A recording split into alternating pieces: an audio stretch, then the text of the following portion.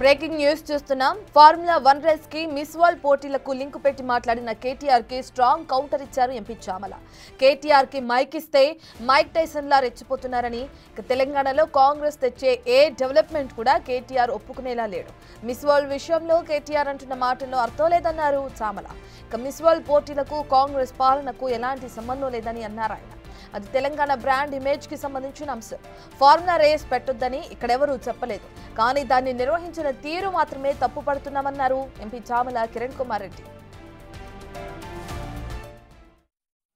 అసెంబ్లీలో నిన్న మాట్లాడుతూ మిస్ వరల్డ్ కాంపిటీషన్ తీసుకొస్తుర్రు, ఇక్కడ రైతులకు అన్యాయం జరుగుతుంది, నిరుద్యోగులు అన్ని సమస్యల గురించి మాట్లాడుతున్నారు, రాష్ట్ర సమస్యలు.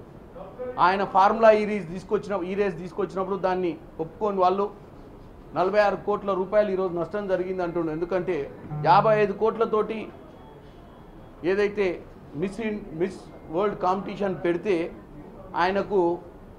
ఆయనే ఒకప్పుడు వాస్తవంగా ఇప్పుడు ఈయన రెండింటిని కాంట్రాడిక్ట్ చేయడానికి ట్రై చేస్తుండు. ఏది మిస్ వరల్డ్ని, ఫార్ములా ఈ రేస్ని. ఫార్ములా ఈ రేస్ చేయడం తప్పనిలే మేము.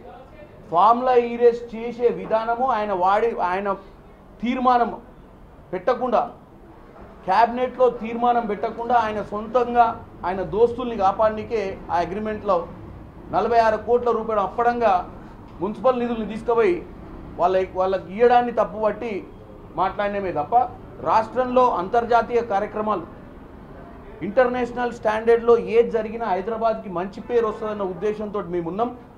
కానీ చేసే పనిని చిత్తశుద్ధితోటి ఒక సిస్టమేటిక్గా చేయాలి. ఇవాళ ఆయన చేసిన తప్పిదాన్ని 46 కోట్ల రూపాయలు అప్పడంగా ఆయన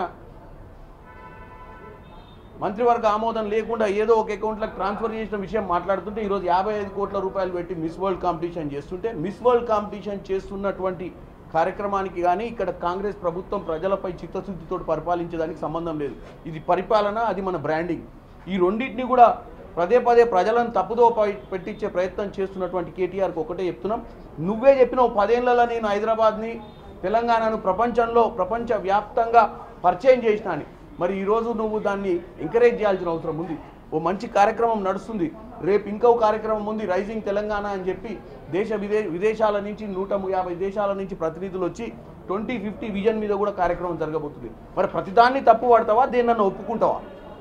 ఎందుకంటే మైక్ ఇస్తే మైక్ టైసన్ అయిపోయి ఏం మాట్లాడుతాడో తెలియనటువంటి కేటీఆర్కి నేను ఒకటే చెప్తున్నా, నువ్వు మాట్లాడేది ఒక బాధ్యత గల ఎమ్మెల్యేగా ఉన్నావు, గతంలో మంత్రిగా ఉన్నావు, గతంలో 10 ఏళ్ళు మీరు పరిపాలించారు. తెలంగాణ భవిష్యత్ గురించి మాట్లాడేటప్పుడు ఆలోచించి మాట్లాడాల్సిన